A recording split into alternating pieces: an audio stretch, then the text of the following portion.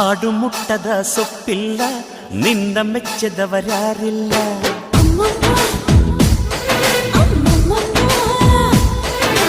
ಜೇನಿಗಿಂತ ಸಿಹಿ ಬೇರಿಲ್ಲ, ನಿನ್ನ ಮುದ್ದಿಗಿಂತ ಸಿಹಿ ಬೇಕಿಲ್ಲ.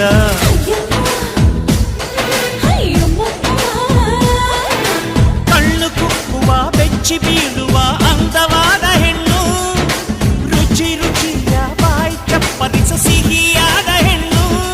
ಅಯ್ಯೋ ತಿಂದು ಬೇಗಿದರು ಆಸೆ ತೀರದ ಪಂಚಾಮೃತ ಇವಳು.